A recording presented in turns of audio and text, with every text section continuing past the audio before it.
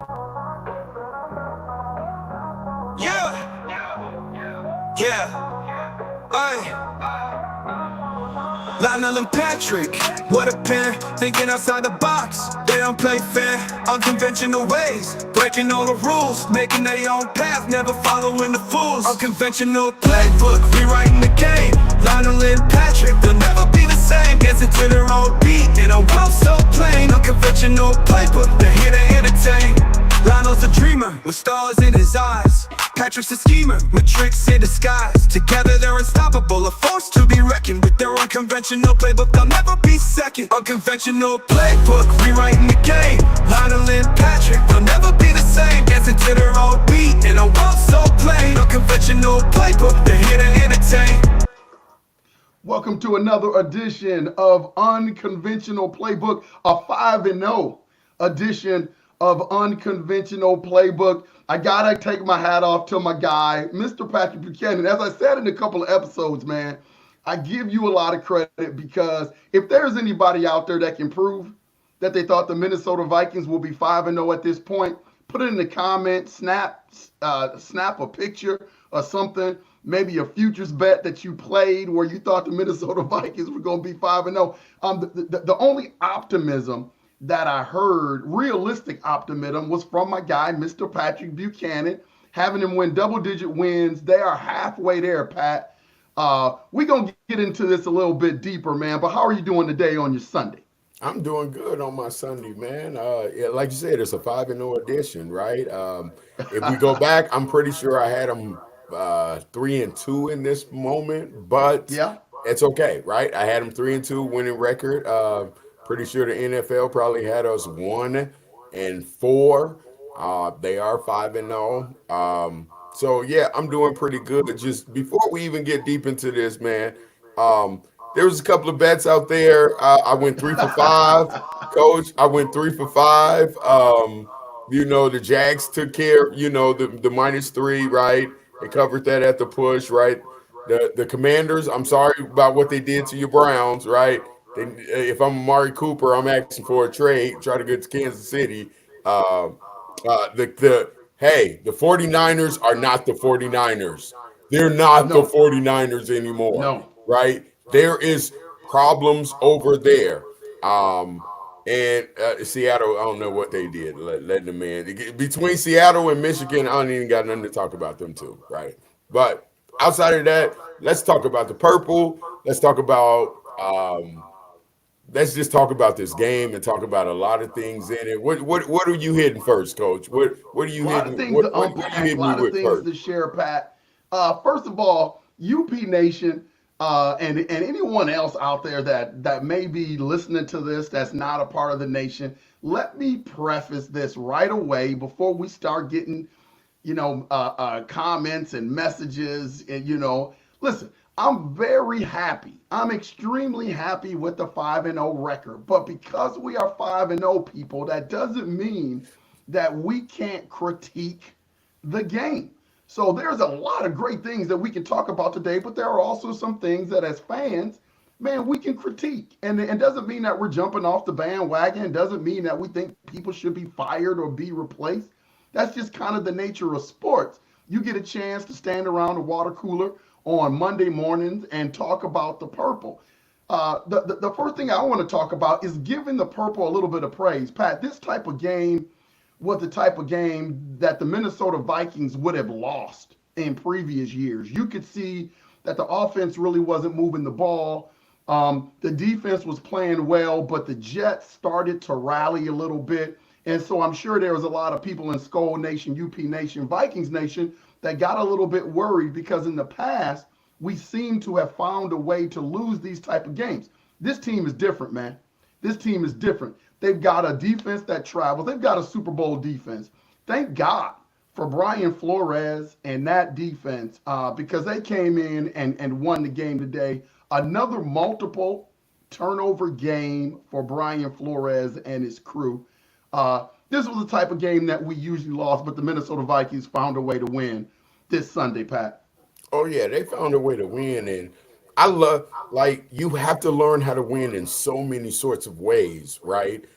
because when it comes to postseason play, right?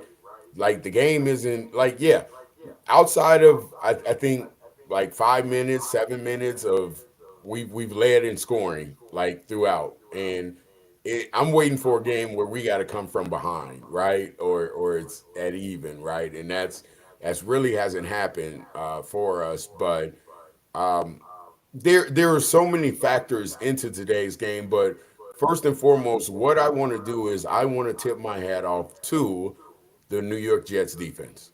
The New York Yes. Jets have a good defense. They have a legitimate good defense, right? So I want to tip my hat off to them. But we had elements in there that helped them, right? Aaron Jones not being in the rest of the game helped them, right? That helped him. We still haven't fixed our empty woes, meaning our empty quarters without scoring, right? You talk about Third, going dry all the time. just dry third quarter, coach. Dry third quarter. That's back to back games with the third quarter being dry, Right. right? Um, and I'm happy that Sam had this type of game, Yeah. right? Because Sam has some stuff to look at film. Sam still learning the playbook. Hopefully, Sam gets his going to be a security blanket, and he ain't played with this security blanket yet. And Yeah. hopefully, coming off this bye, when we go over into week 7, that TJ Hawkins is back. If TJ Hawkins is back for week 7, that's just going to illuminate some things for us. And that's nothing against the other ones, but that's a Pro Bowl tight end we're talking about. Right. Um, Tip my hat off to Brian Flores and the defense. The defense was today, man. They was after Aaron Rodgers, man. They was Oh getting yeah. after it. They was getting after Rodgers, picked him off 3 times. Van Ginkel with another pick six, coach. Hey, at the end of the, did you watch him at the? I was looking at the end of the run, and I was like, man, is he that tired or is his form real bad? So I was looking at him at the end. I know it was like what 50, 60 yard touchdown, but uh, yeah, man, just to continuously turn over people and to get pressure and to get sacks back there. Um, yeah, I mean, the defense did what they were supposed to do. I mean, we're giving up those late scores in games, when we're ahead, but when it counts, we get the stop that we need to for the game. And I got to give credit to the defense. Like, always, back in the day when Zimmer was, it was always this bend, don't break. And I always still say that in my head, right? Bend, don't break, right? And we bend it, we let them get down there, but we didn't break because we got a turnover there. We've had multiple turnovers getting down in people's red zones or in the end zone. So I give props to them on that. I wanted to see this, Pat, because you look on the other side of the ball. You've got Aaron Rodgers. Aaron Rodgers is a first ballot Hall of Famer, and so I wanted to see. And in terms of dissecting things across the line of scrimmage, Aaron Rodgers is one of the best. I mean, there's nothing that he hasn't seen, and so I wanted to see could he decipher Brian Flores' defense at the line of scrimmage? Would he be out there seeing ghosts, as they say? Would he misread things? At the end of the day, Aaron Rodgers had 3 turnovers. He Yeah. had 3 interceptions today. So hats off to Brian Flores. And you talk about Van Ginkel and his pick six. Did you see, Pat, how he got that pick six? He stunted like he was coming in for the blitz, dropped back in the coverage, which completely fooled Aaron Rodgers. Aaron Rodgers threw it to a place where he thought Van Ginkel wasn't going to be. Van Ginkel fooled him, again, showing that disguise at the line of scrimmage, took it back for a pick six. That is the essence of Brian Flores' defense. Oh, 100%. Like, that's why they're up there. Um, and that's why they do that. Like, you don't know what gaps they're coming in at all. You don't know who's dropping back. I love it when they line up like that and the certain guys drop. Right? There's times they line up there. Like when Harrison got that hit on him, that sack on him. Right? Right? He didn't know. He thought he was dropping in it because Harrison's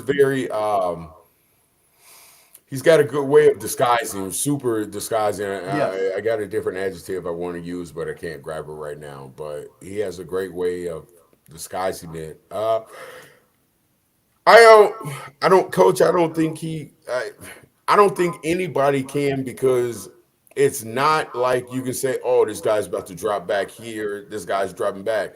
They have so many assignments where they have some freedom to do certain things, right? Yep.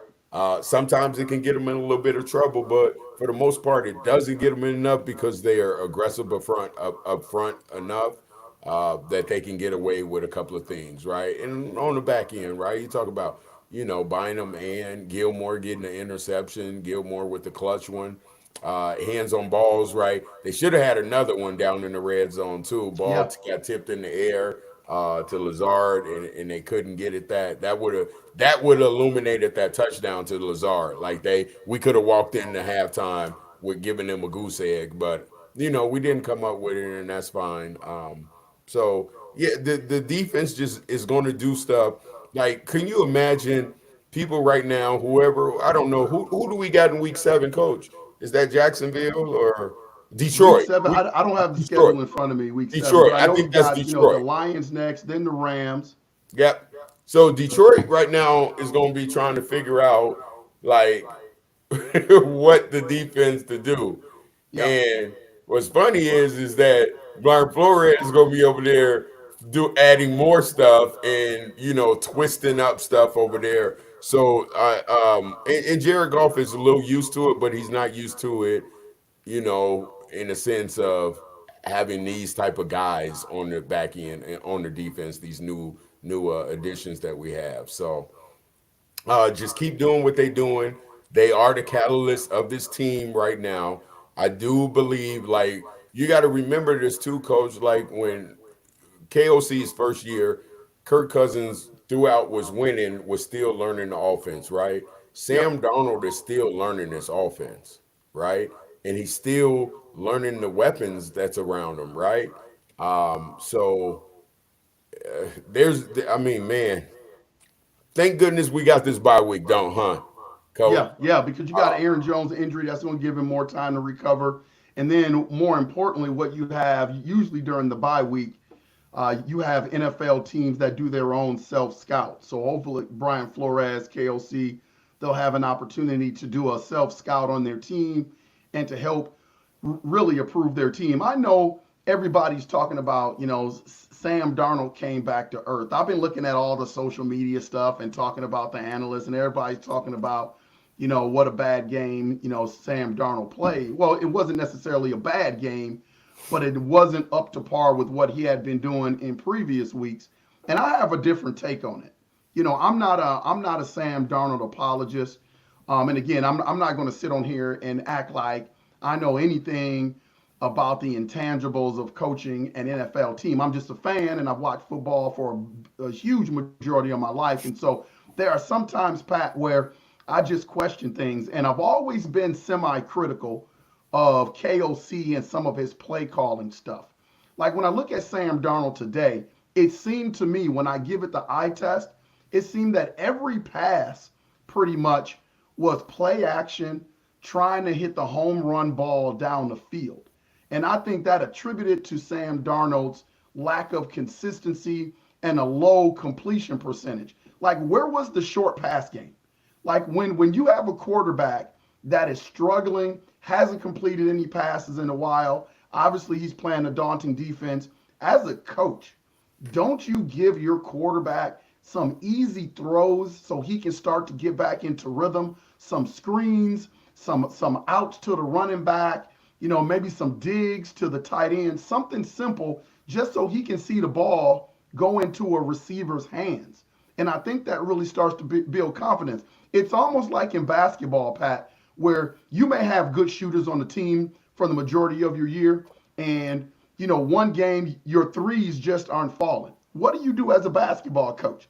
You start to get the ball inside to stop the bleeding, get to the free throw line a little bit, and that helps your team during those dry spells. I just didn't see that from KOC this game. It was like it was home run ball after home run ball, And I thought that they could have done some things to help Sam Darnold just get into rhythm and stay into rhythm. And I didn't feel like I saw that. No, not at all. Last week they talked about the number of targets he hit, 9 last week, right? And this week, he Justin Jefferson had 14 targets, Jordan Addison had 8 targets, Muntz had 2, Aaron Jones 1, Gaskin 1, Chandler 2. Like that right there is telling you right there that the guys underneath, like Naylor didn't even have a target, right? Oliver didn't even have a target. You're talking about the running backs combined for 3 targets right Yeah. there. Um, that that, but like, yes, that has to be better. But I'm gonna go inside his brain a little bit, okay, coach? Yep. Yes, we gotta. That's got to be better. And this is where I think they're setting up for T.J. Hawkinson. Because if you're going to go look at the Jets film, what are you going to do? You're going to make sure you're taking care of everything deep. Yeah. Well, who's coming back, right? So defenses are going to focus. Like, if I'm a defense coordinator, I'm like, all right, look at them. They're trying to hit the deep ball, deep ball, deep ball. They're going deep, deep, deep. Well, they're about to set up for Aaron Jones, Chandler, and this man TJ Hawkinson underneath. I think that's what that last film was, where maybe he felt like we can get through this game doing it this way. We should never do it again. But we should just never Yeah, do it because he again. cut it Like, close today, Pat. He could have lost that game. yeah, I know. If it wasn't for the defense, right? Ball that script up and trash it, right? Just dump it. Um, but maybe it is. I'm trying to just play hindsight. No, screw that.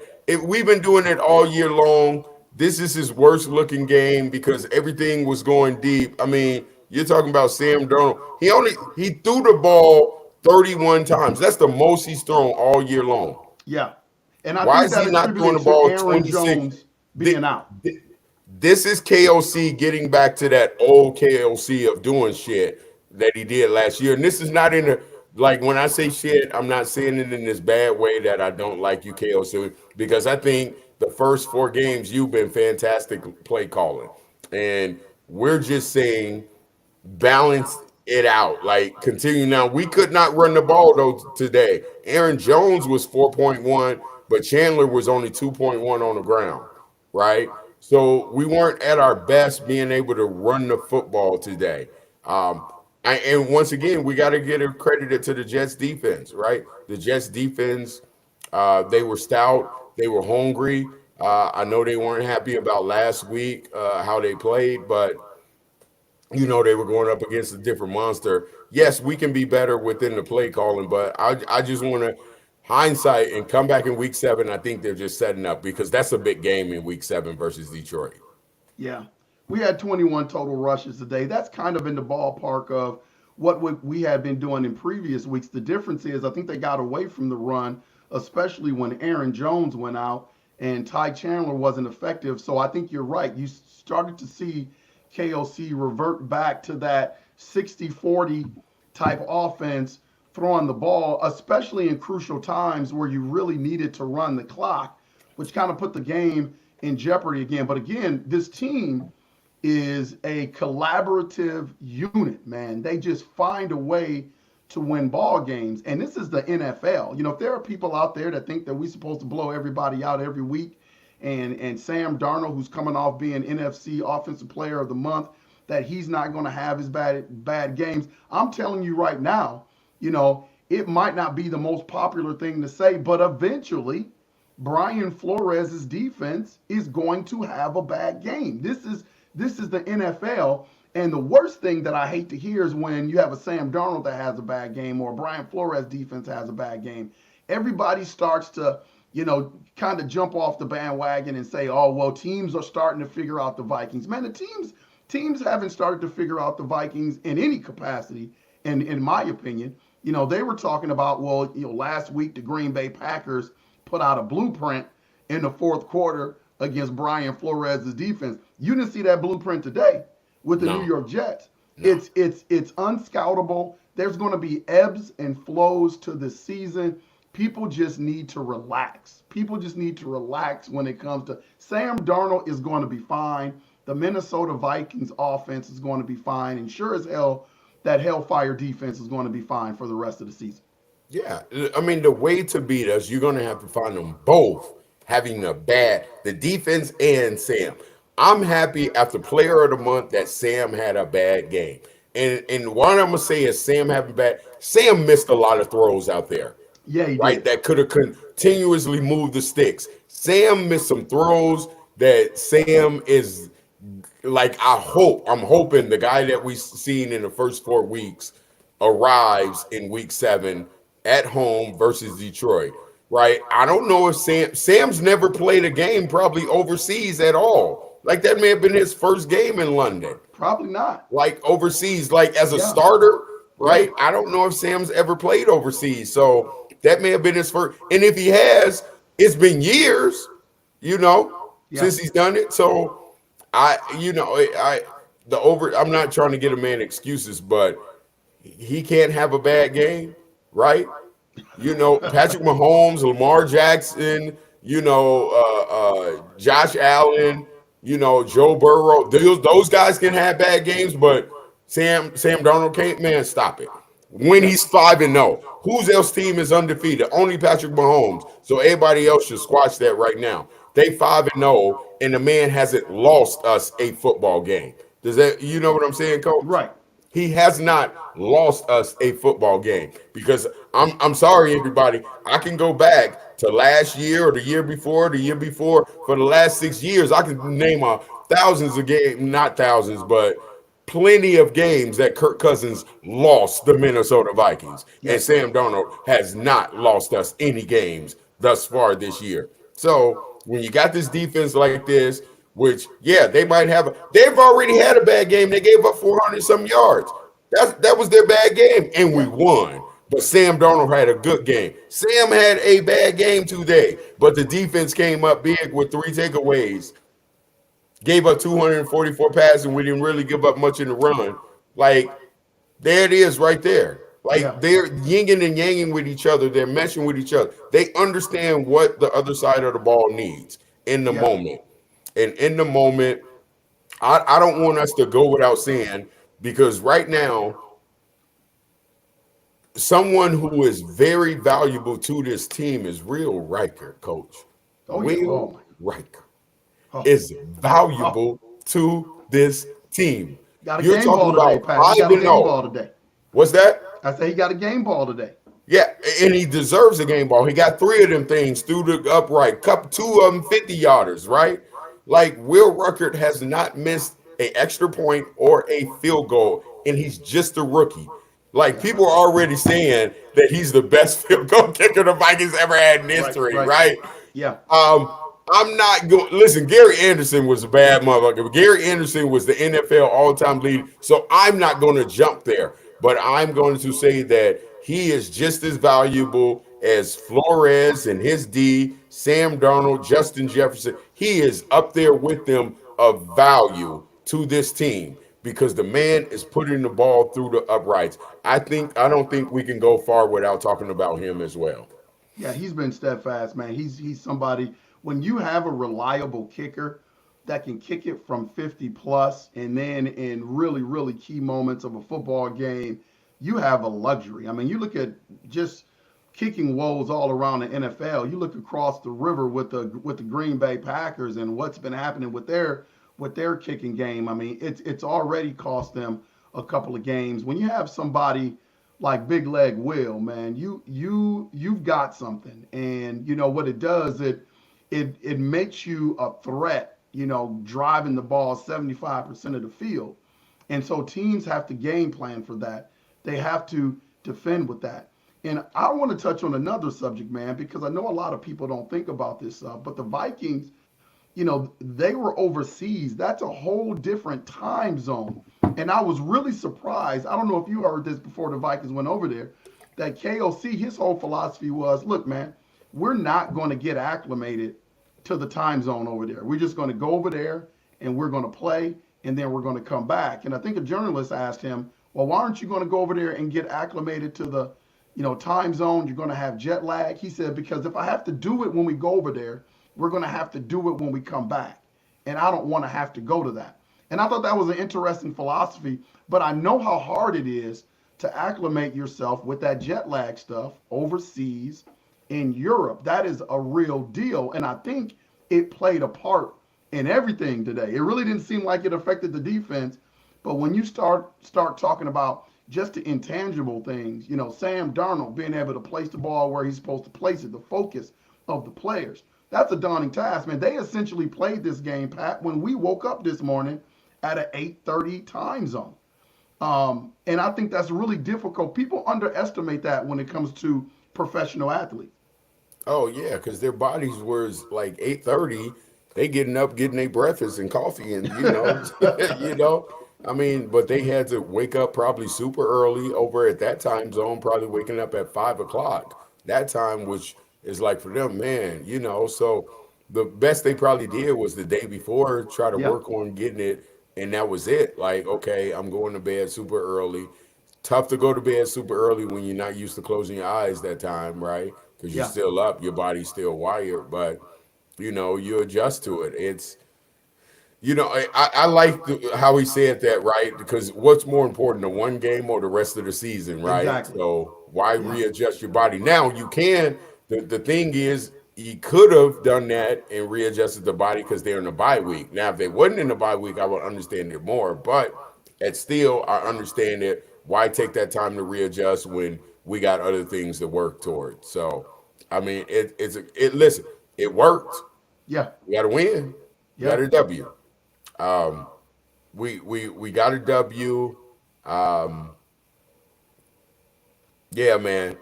I just e- everything that they're doing is just right now, right? But the thing that I just keep just hearing and hearing, like I'm in the gym all day today, coach, and everybody's like, everybody, I mean, here the funny thing that everybody keeps saying, "Oh, this man tour, tried to destroy this man." And everybody's like, "Man, I don't think B Flow's gonna, be here another year." And my thing is maybe what he went through and how Miami didn't support him and kind of threw him under the bus and things like that. Maybe he doesn't want to go through that because you got to imagine if he's going to be a head coach, he's going to a losing place, and maybe he just doesn't want to do that, right? yeah, People always want to speculate these coordinators want to be. Sometimes coordinators don't want to be head coaches, yeah, and they just enjoy being a coordinator. And why go take over something that you got to go and redo, and now you're under this scrutiny? So I can't answer the question. I don't know. But if I got a good thing rolling, if they got salary cap, they're not in cap issue. You're gonna have a continuous good offense. You got these guys for years on defense. Why would I want to go anywhere? As long as they give me the bag, you know. yeah. So Yeah, I think sometimes, man, and we've seen it on multiple levels, especially in the game of football. Man, sometimes people just want to coach. You look at Brian Kelly with Ohio State Buckeyes, left UCLA just to become the offense coordinator. I have a feeling that Brian Flores would be happy just being a defensive coordinator. Now, I think the money has to be right. I think the Wolves are going to have to, shell out a few dollars to keep him here. But I don't think Brian Flores is out there looking for just any type of job. I mean, he's done that. He's talked about his experience with the Miami Dolphins. People telling him to tank games so they can get higher draft picks. And there's a lot. You've been a head coach before, Pat. There's a lot to coming to you being a head coach. Sometimes I miss being an assistant coach with all the responsibilities that I have. Sometimes you just want to focus in, you want to focus on your team, and you just want to coach. So I just have a feeling with the success that Brian Flores has, he doesn't have to be in front of the podium every day. He doesn't have to do a lot of PR stuff. He can just go in his film room and be the mad scientist that he is and be creative and start game planning for the next opponent every week. And I think there's a part of him that really, really loves that. The only time he's got to talk to the press is on Tuesdays. And then it's over and done with, and then he gets to go about his business. So I think you're right about that. I'm not saying he's not going to get an opportunity to be a head coach, but I think right now he's pretty content with being with the Minnesota Vikings and all the success that he's having as a defensive coordinator. Oh yeah, for sure. I mean, he's doing a fantastic job. Those guys love him. Those guys, obviously, you can tell that they care for the man. Look how they playing, Yeah, right? And most of them have contracts, so they're not playing for a contract. They're playing for that man, and they're yeah. playing for this organization. They're playing for the person right next to him, and you can see that that's happening over there. Um, I do hope that Aaron Jones is good. Um, it's funny because we keep talking about T.J. Hawkinson, right, Coach? Um, but we're not like Dalton Reisner's ready to go too. Yeah, Like, what's going to happen there? yeah, You know, are we going to get some rotation on this line? Are these guys getting worn down where maybe Walter Rouse and Reisner start getting rotated in there where these guys aren't worn down as much? I don't know. I have no idea. But it's just going to be interesting to see the wrinkles that both the defense and the offense get to throw in. Um, Coach, I ain't even gonna lie. I was scared of this game just because the way that the Jets lost last week, and you just like we talked about it before. Was it fake with the injury? He talked yeah, about it afterwards. He is injured with his ankle or whatever. He missed some throws too. Him and Sam were both missing throws, right? But yep. he obviously dropped back. He threw for more yards and dropped back and throwing, more times or whatnot. But our defense did our job versus them. That's the two. Listen, we're making teams one dimensional, coach. He threw the ball 54 times That hasn't happened in any of the previous games. for him. Right. Yes, that's back to back quarterbacks throwing the ball 54 times to try to beat us Yep. because they had 36 rushing yards. Yep. Yep. That run defense is stout, coach. Listen, man. If if a team is going to be successful against this defense and the Minnesota Vikings, I think it's going to come from a team that establishes the run early and establishes the run, and they are effective in the run. That's why I think the Detroit Lions are a dangerous football team because they have shown that they like to put a premium on the run game. They've got one of the best offensive lines in football. So I think that's really going to be a test. And they will not abandon that, Pat. They are No, no. not going to abandon the run. I think the Jets has one of the most effective running backs in the league. And they abandoned him today. Yeah. And They gave tried to him throw it. 9 touches. It's crazy, man. It's crazy. Aaron Jones had 7 touches before he went off. He had 9 Yeah. for the whole game. Yeah, you are Like, not going to beat the Minnesota Vikings throwing the football like no. that, man. But once again, we're going up against a bruiser though too when we get back in 7. Montgomery's a bruiser. And Yeah, Montgomery's he's gonna stick his nose in there and he's gonna run hard. And that offensive line is gonna shove. I mean, they got a two-headed back that's pretty special. We've seen them, and we know what to do. So Flores will have a game plan for him, and we'll be all right, coach. the narrative all week that we've been hearing. I've been listening to a lot of uh, uh, stations that cover the Vikings. I've been looking at some podcasts, and people have been talking about. And you and I have talked about this in previous podcasts. They've been talking about this may be the best free agent class that the Minnesota Vikings have ever had. Man, I'm going to point out two guys today: Shaq Griffin and Stephon Gilmore. How big were those two signings, man? They made some big plays today. I'm just covering wide receivers, deflections, making sure that every throw was a hard throw, and then Stephon Gilmore coming up with the big interception at the end of the game to close the game. Man, these signings that Kwesi did this offseason, they're paying off every game, and every game it's a different person, Pat. Yeah, every time it's a different person, and this is the first time we really got to sing Gilmore's name. You know what I mean? We've been They don't singing throw at so. him. Yeah, right. I mean, people ain't been over there messing with him, but it's here's one of the things. Could you imagine this, Coach? If KJ hadn't passed away and Blackman hadn't had a season Oh, in the injury, we wouldn't even oh, know about Gilmore on this team at all, right.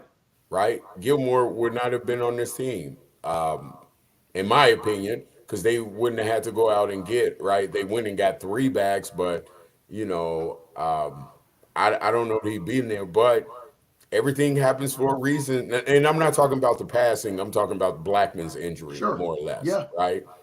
Blackman's injury, is kind of like Stephen Gilmore. Like he's a Hall of Famer, right? And there's something he doesn't have.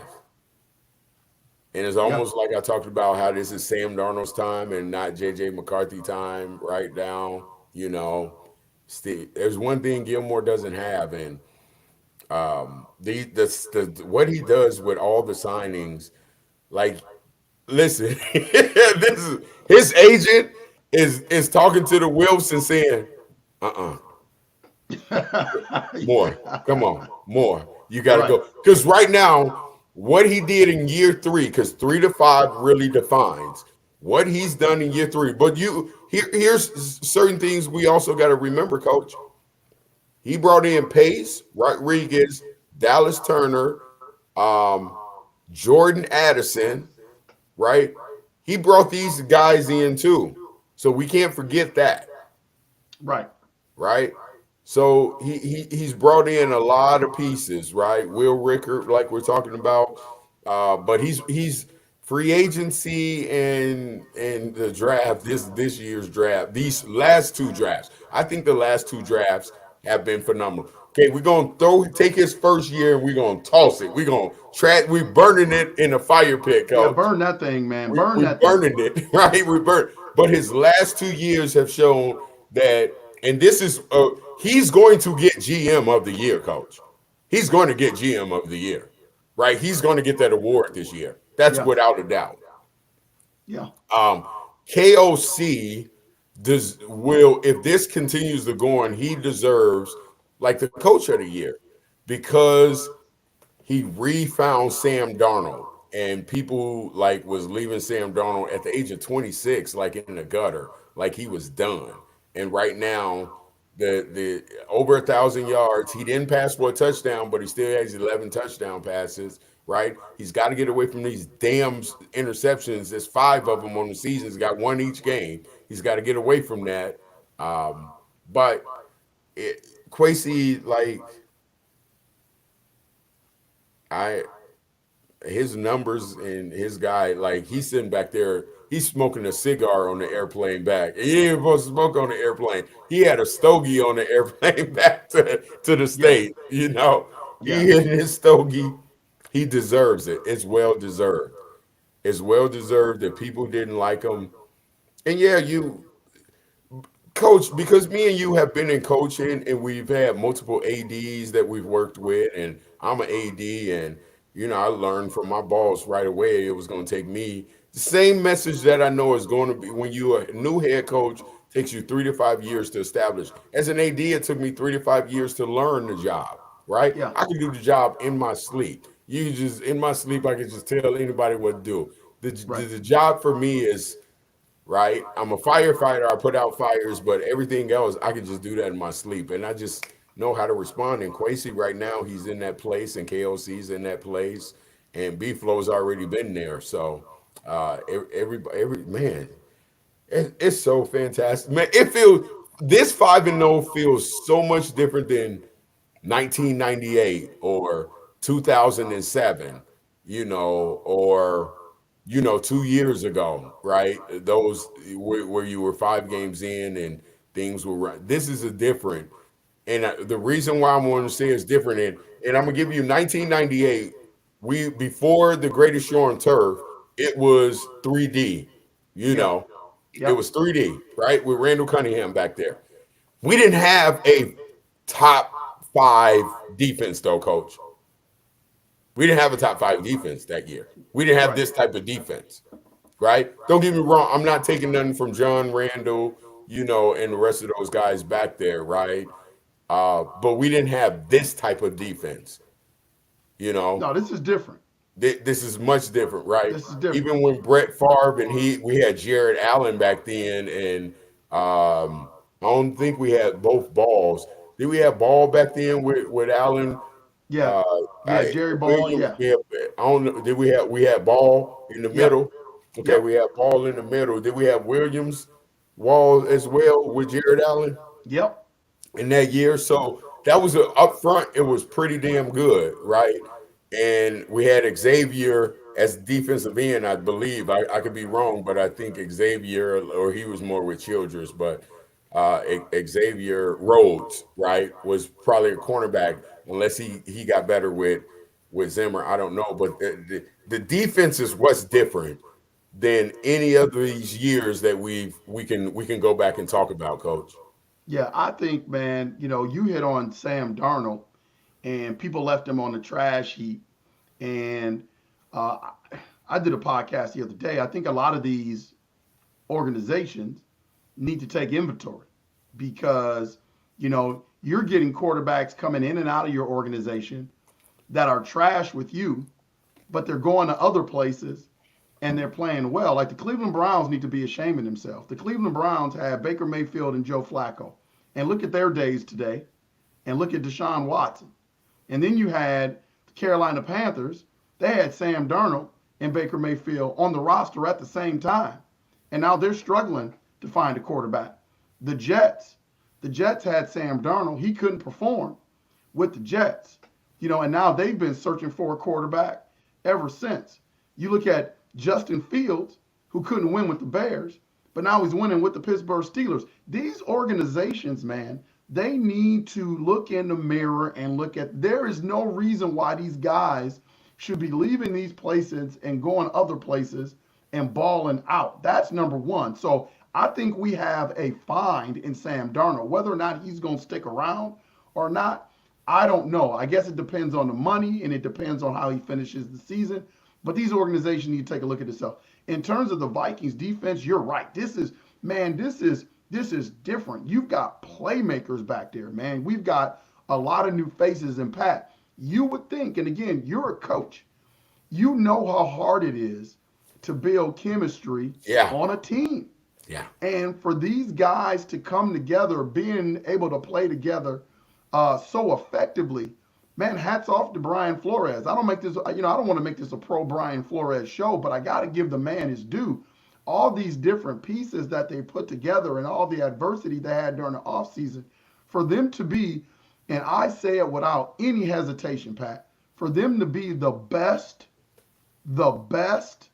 defensive unit in the league, you can't put nobody's defense up against us. I don't want to hear anything about the Jets. I don't want to hear nothing about the San Francisco 49ers, the Ravens. I don't want to hear nothing. The Minnesota Vikings have the best defense in the league, and it's not even close. yeah. And this defense is going to travel every Sunday. And as long as this defense continues to play like they're playing, man, we got a chance to go real far in the playoffs and possibly the Super Bowl because this defense can carry us. They are that good. Well, first, it's two things that I want to touch on, right? And I'm talking about the defense being number one and whatever. But the first thing you talk about the chemistry, right? Yeah. But if you listen to the rookies, you listen to the free agents that came in here, the thing that I talked about all summer long that helped the chemistry was the culture. Yeah. And when they came on their visits and they talked to and they sat down with the ownership and KOC and B Flow and the Wills and Quasi, like it was the culture, and they cared about each other and they cared about what they were bringing in and what like that culture in that building helps this chemistry grow. And the chemistry is not even there yet, but it No. feels like it's there, right? This still got so much far to go. You know what I mean, Coach? But Yeah. nothing happens like that unless the culture is right. Without the culture right, I don't care what your chemistry is like. If the culture is shitty, you guys aren't going to want to play, Yeah. right? So and to go to the second point is you're talking about this, like, yeah, there's not a defense that's comparable to that. But I'm about to tell you something, Coach. This is how the NFL works, and I love it. I will take it when it rides with us Yep. because we have the best defense. We're getting respect from officials that are allowing us to do some things out there. I do not care. Did you watch? Have you been watching what the officials are allowing our defensive players to do on the back end, coach. We're not Yes, getting pass interference yes, calls. They're yes. allowing them to play some football back there because Reputation, they've earned that respect. reputation. Like they've Yep. earned it, and they're not like I saw Reed and Sauce Gardner getting flags here, flag there, like we ain't getting flagged like that. There was a couple of them where I was like, damn, there ain't no flag. I was like, there ain't no flag right there. Okay, that's respect, right? That's Yeah. respect of the product, and the guys aren't probably assholes, right? They're probably not assholes, but the product that they're putting on the field has gained the respect of the NFL. And in the meetings, when they were like, "Hey, let them play. This is fantastic for the NFL, and those guys out there earning it. Let them play a little bit. They're gonna let them grab and tug a little bit, man. The NFL, when you are doing good, it is what it is. So people can say this. Damn, Kansas City Chiefs at the end of the games, they be getting all them damn calls, right? Yep. They earn the respect to get the calls. They back to Yeah. back Super Bowl champs, ain't they? Yeah. They earn that respect. Our defense is earning the respect right now to not get flagged for stuff. Yeah. You brought up those flags, man. It was apparent today. The last couple of weeks you have these prima donna cornerbacks. Alexander for the Packers, and then you've got Soft Gardner. Both can ball. But and I know there's this ego when it comes to that position. And you want to go up against the most talented wide receivers that you can go up against. I'm just telling you right now, man, y'all better stop messing with Justin Jefferson because Justin Jefferson is no joke. I'm going to tell you, a lot of these cornerbacks, they got happy because they may have had a good game against Justin Jefferson in the past, like Jair Alexander for the Packers last year when we played them. I can't remember how many catches JJ had in that game, but he didn't have one of his better games. Listen, man, you had Kirk Cousins as quarterback. You had Kirk Cousins, who was Mr. Checkdown, who was afraid to throw the ball in tight areas. So I think that attributed to JJ having low numbers in some of those games. You don't got that. You don't got that this year. I mean, it was evident today with the amount of targets that JJ had that Sam Darnold and KOC have game planned to get this young man the football. And he's got to be incredibly hard to guard because they were pulling and tugging, grabbing, interference call. He's so agile, so speedy, and has great hands. You got to do that just to contain him.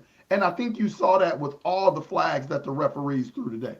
Oh yeah, definitely. It's got it. Well, number one, when you making the money that he making, you gonna get like you not gonna have to worry about him throwing his helmet down on the field, pulling Devontae Adams shit, and all these other like we know that's the diva role, but KLC is taking care of his diva to make sure he's not a diva. You know what I mean? Yep. Like is Justin Jefferson pissed that he didn't get in the end zone? I mean, he feels something, but you wouldn't know it, you wouldn't see Right. it.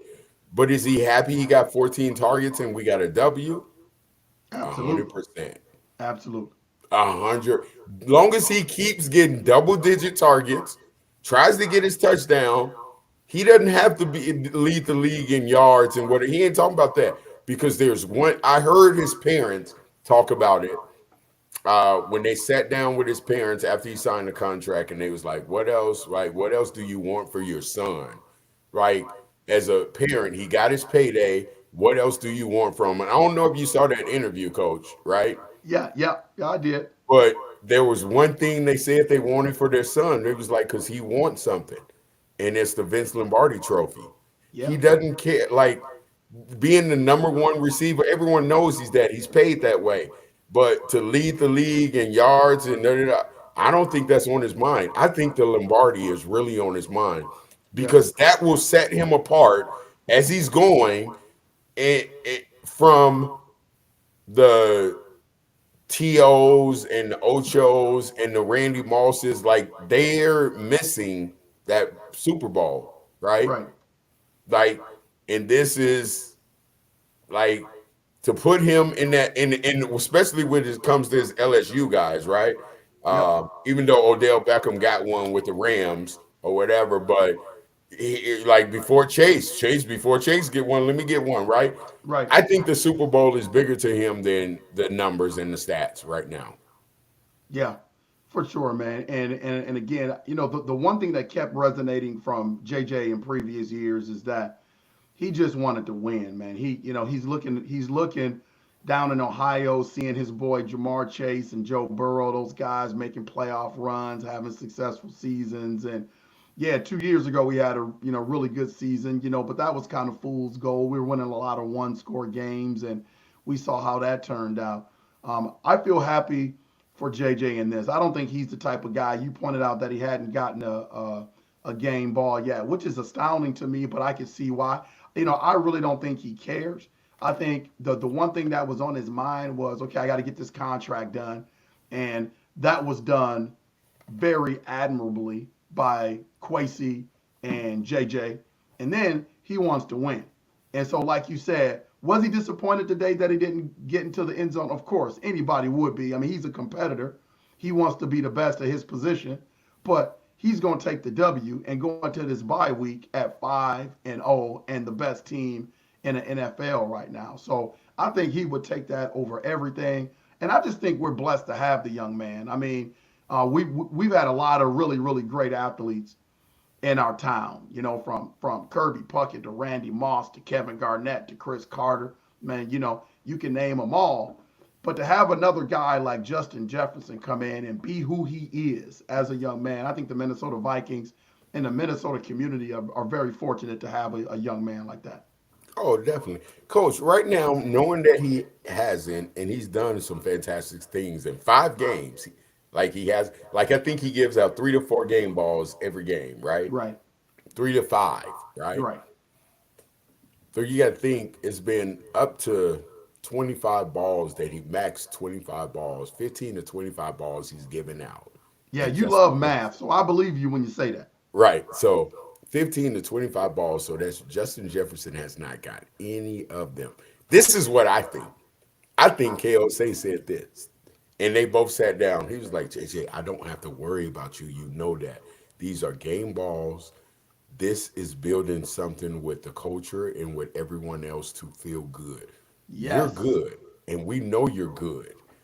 Are you okay with this? JJ probably said, man, if we about to win, I will sit back and never get a game ball and never say a thing about it. Let these other people get these balls. What I want is the game ball when it counts. Like in my mind, there's no way your alpha has not gotten one without y'all at least having a conversation about this. Right. Does that make sense? Like, I don't Yep. know. I have never been in a meeting. I've never talked to KOC and JJ about this.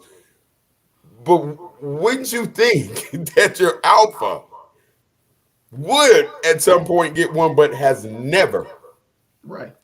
this year got one? And you can't say he hasn't had a game where he wasn't deserving of a game ball Exactly. because that's not true. Right. But that brings some validity to what you're saying right now in terms of have they discussed something behind the scenes to try to enhance that culture? I would could only assume because that's his guy. Like number one, when KOC walked in, he's connected to Jefferson, and he's been taking care of him since day one. Yeah. Yeah. Yeah, I think you're right about that, man. I I think you're right. I don't think he's going to go the whole season No, no, without getting a no. I game think it's ball. just early on, Absolutely. right? Absolutely. Yeah, you're trying to build that camaraderie. Like, I'll give you an example, right? You have your point guard. What's your point guard's name, coach? Right? Yeah. I don't want to give her name out on the Right. We air, ain't got to but give yeah, her I know what name you're out, talking right? about. We ain't got to. But your point guard, I know you can go to your point guard and let her know that you're going to do some things and she's going to do this. Oh, I'm Yeah. with you, coach. Am Yeah. I wrong about that? Oh yeah, for Okay. sure. When you have those type of people who you entrust, right? Like you can do that with. So that's just a player, player coach, whatever that's happening. So that's one of them things that I would do it to a player. And if they said something to me, then I know they're not the player that I thought they were. Yeah. Well, you have those glue players on your team. I can give you another example on my team. I had a young lady on my team last year. She was a senior. She's no longer she's no longer with us anymore in terms of being on the team. She graduated last year. She was the glue of our team and hit some big shots throughout her career. Spent 4 years at our university. Was a leader. Was a captain. Had a really great senior year last year, was a big part of us making it to the Final Four last year. And she was not voted all conference. And I know somewhere deep down inside, she would have liked to have that accolade, but I know she wanted to win more. And what eased the pain of not getting that accolade was our success last year.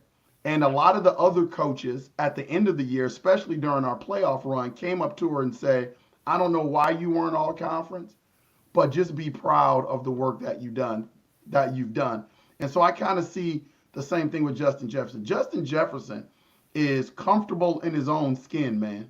He's comfortable in his own skin. He doesn't need to prove anything to nobody. He's got a quest to be the best wide receiver to ever play this game, but he wants to win at the same time. So I know JJ's not worried about anything, and I think he and KOC have a great relationship, and this thing is just going to keep on rolling, man. Oh yeah, it's gonna keep rolling, and we're gonna keep rolling. Let me ask you this, Pat, because I started a firestorm this week because I put out a podcast and the subject was like, what if? What do we do with Sam Darnold and JJ McCarthy? And credit to UP Nation. If you go back and look at the community page and look at the comments, man, this was all week long. And I got some really good perspective from a lot of the UPers out there. Some people will be like, man, we need to lock Sam Darnold up. We got some people out there saying, hey, if he makes it to the playoffs, we got to lock him up. Some people say, hey, we need to stick with the game plan, stay with JJ McCarthy. And you had UPers just going after each other on these comments. And so Sam Darnold, to his credit, Pat, he's making this thing hard, man. He's making this thing hard because I'm telling you right now, the Vikings may lose a game here and there. I mean, it's the NFL 17-game season. But Pat, this thing is going to keep on rolling, man. Like we've gotten past the gauntlet. And I think you have made a great point when you talk about the best team that's left on our schedule is who? The Detroit Detroit Lions. Lions. The Detroit Lions. So this thing, whatever it looks like, is going to keep on rolling. And if it does, and when it does, the Vikings are going to be faced with an interesting decision. Like, what's your thoughts on that, man? Well, first let me say this, Coach. I picked us 10-7. You think we're gonna hit that 10 win?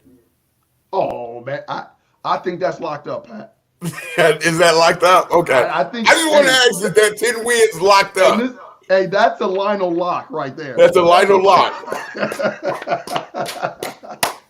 Okay. Let me move over here to this then.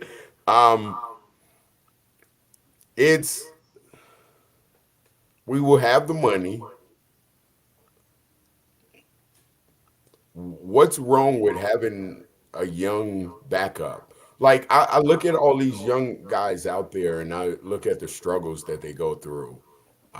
Even I just looking at the struggles of these young quarterbacks, and one who struggled in their first year, but damn looked good after that. And not too many people can do what Peyton Manning did, right? Right, right, Um, Not too many people can come out there right away and look as good as Tom Brady did when Bledsoe went down, right? right.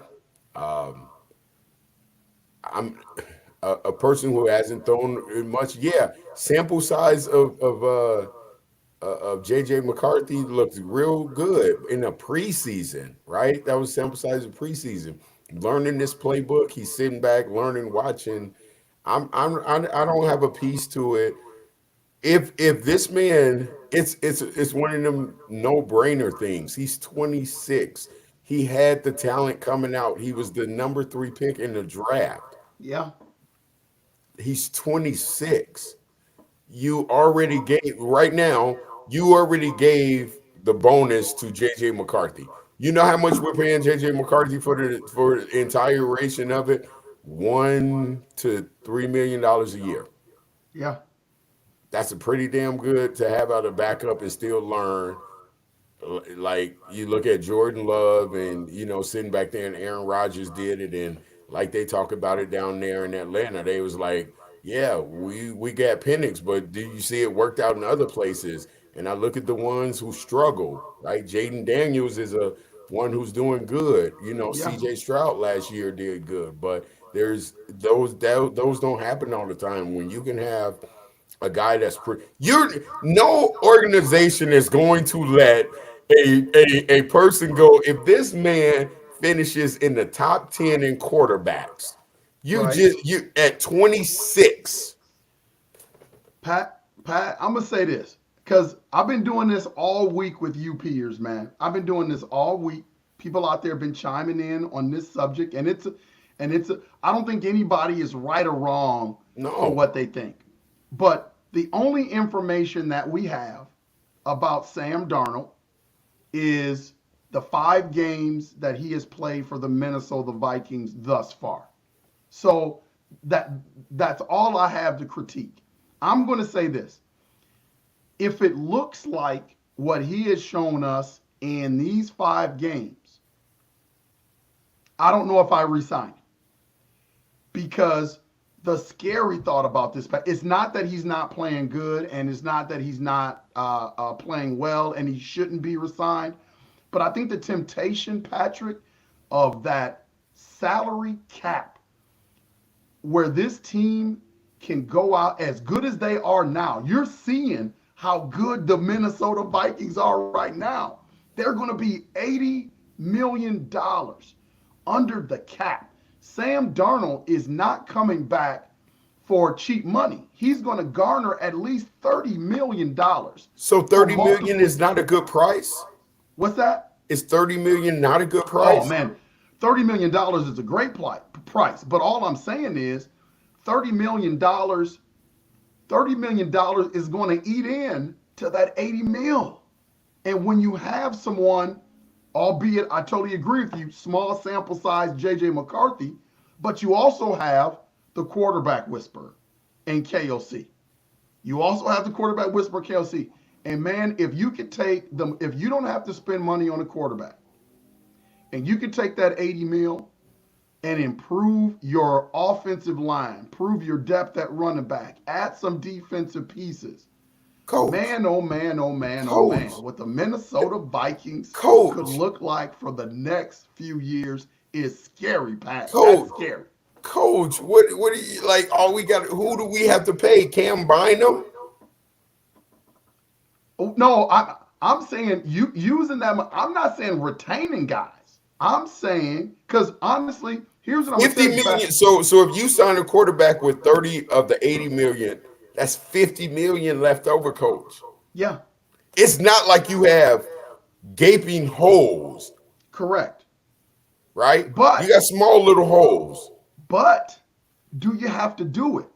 Pat, you can go out, you can bring JJ back for a rookie contract. And this is why this is so fascinating, because I'm not saying that you're wrong. I totally understand what you're saying. Because there's a lot of you peers out there that feel the same way you feel.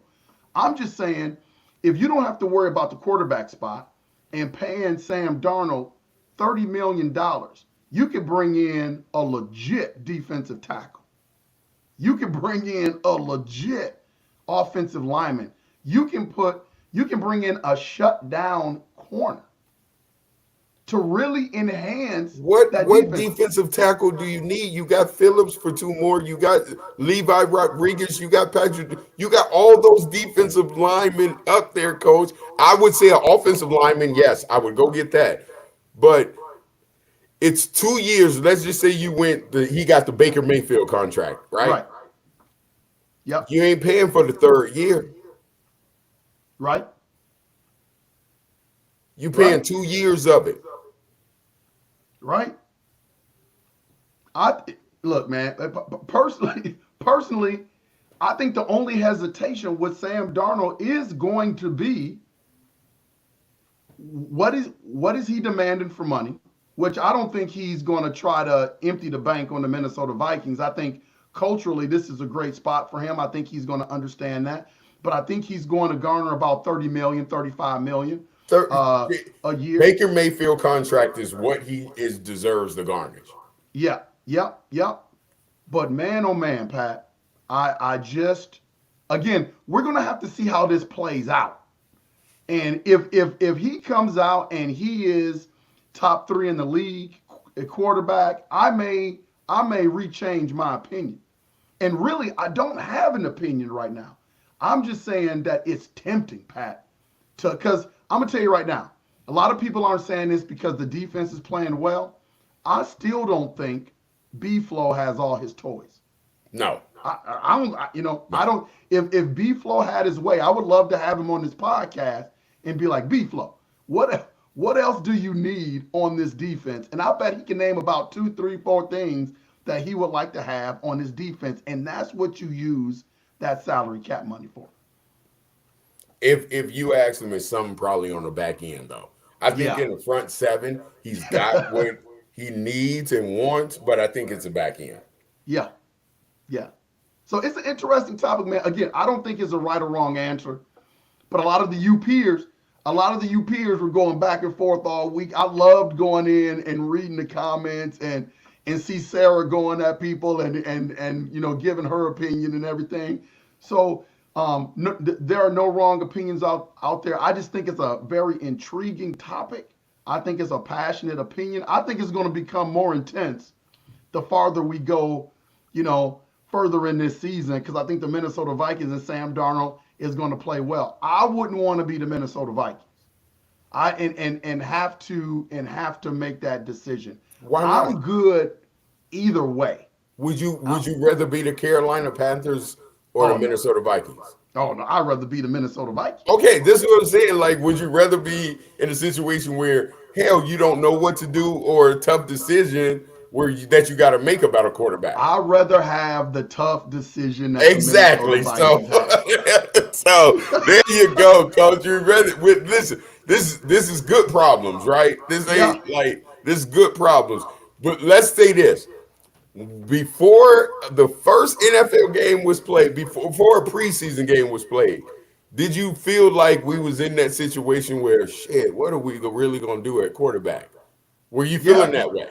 yeah. We had drafted JJ, and we didn't really know much about JJ. And then we got that glimpse. We got that glimpse during the preseason game before he hurt his meniscus. And so again, that was a great look into JJ McCarthy. But I agree with you. That's just too small of a sample size to say, okay, for sure, this guy is going to be the man. KOC said it though. KOC came out and said when he got hurt, we have found our franchise quarterback. Let that be known, all the Minnesota Viking fans out there. That's a pretty strong statement. He didn't have to say that. Yeah, he didn't have to say it, but once again, like number one, I'm happy for Sam. No matter if Sam is here or in Carolina or the Jets or wherever that needs a quarterback, Miami. Miami, um, he's gonna be okay. Cleveland, yeah, somehow they figure out a way to get rid of all that money. He gonna be okay. Sam Darnold Yeah, gonna be okay. yeah, for sure, man. And again, this is I'm like a kid at Christmas right now.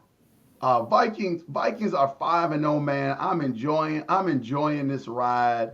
I would love to see the Vikings blow everybody out, but I know I've watched the NFL long enough where it's not going to happen. I was really pleased that they had a close game today. They played a Hall of Fame quarterback, and B Flow's defense made Aaron Rodgers' life miserable. You said something on the last podcast, and I laughed.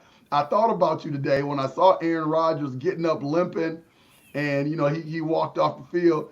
You said Aaron Rodgers had been talking about all week about his soreness, and you said, "Man, I'm not listening to that." The one thing that I will guarantee you is that on Sunday, Aaron Rodgers is going to be sore, And I know he's going to have a long plane ride home because the Minnesota Vikings whooped his butt today.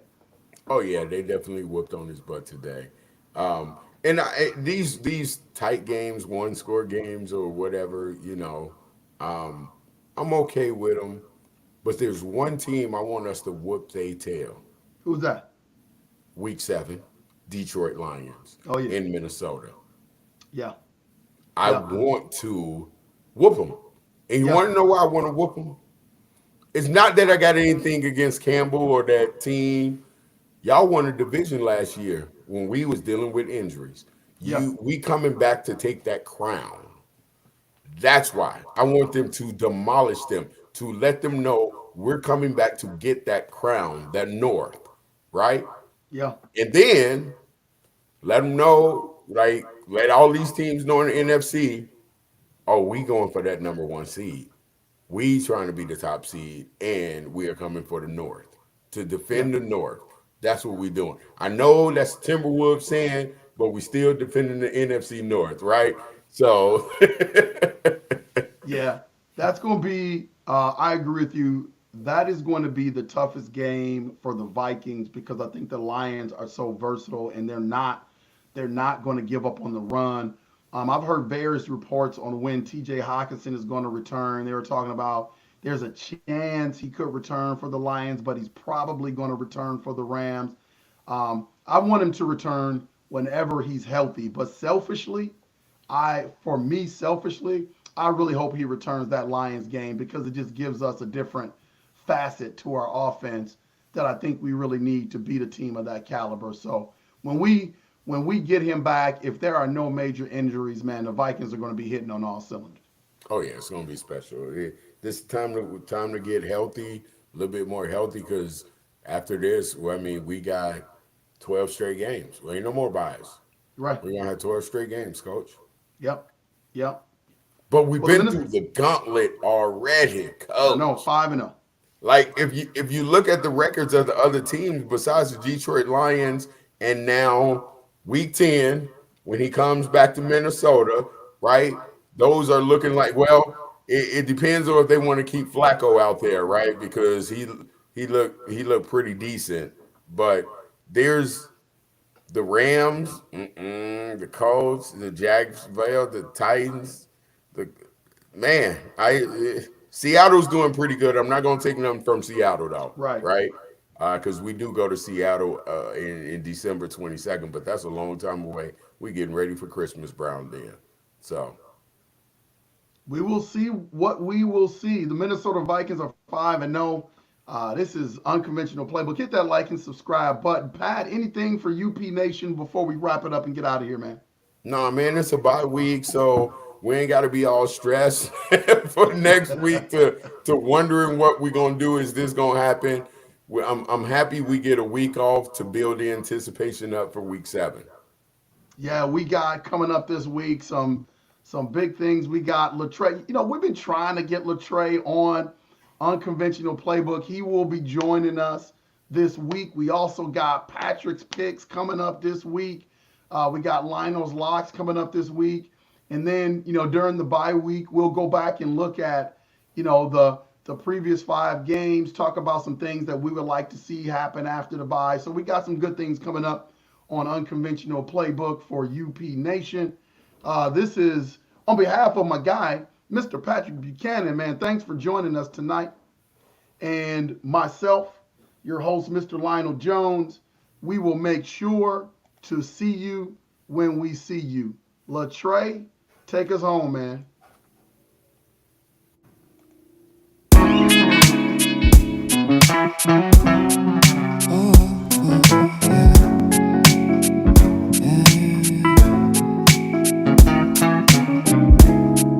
I don't know who I am. Can I say I'm a man? Am I losing my mind? Am I wasting my time? Do I know who I am?